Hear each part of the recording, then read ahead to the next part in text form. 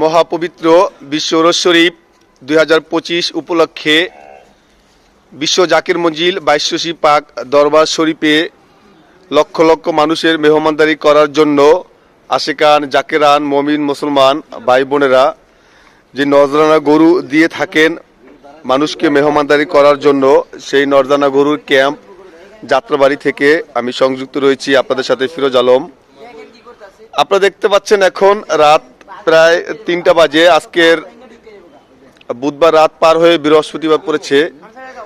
এত রাতেও এখানে যারা এই গরুর দায়িত্বে রয়েছেন রাখাল ভাই বলেই তাদেরকে রাখাল বলা হয়, এত রাতেও আসলে যে আপনারা দেখতে পাচ্ছেন যে এখানে মানে গরুতে যেই প্রস্রাব করে থাকে এর কারণে যে জায়গাটি ভিজে গিয়েছে, তাই আসলে স্থান পরিবর্তন করে দেওয়া হচ্ছে।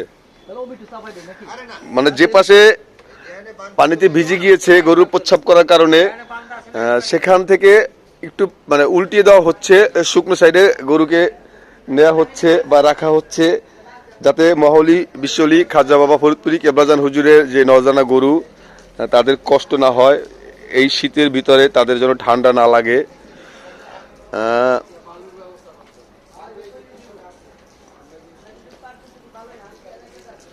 এই সব গরুগুলোই আসলে মহাপবিত্র বিশ্ব রোজ শরীফ তথা বিশ্ব ইসলামী সম্মেলন 2025 স্থান বিশ্ব জাকির মঞ্জিল বাইশশী পাক দরবার শরীফের উদ্দেশ্যে ছেড়ে যাবে।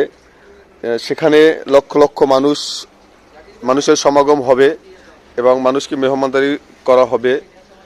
তারই সুবাদে এই নরজানা গরু আশিকান জাকেরান ভাইয়েরা বিশ্বলি খাজা ফরিদপুরি কেবলাজান হুজুর কদম মোবারকে নরজানা শরীফ দিয়েছেন।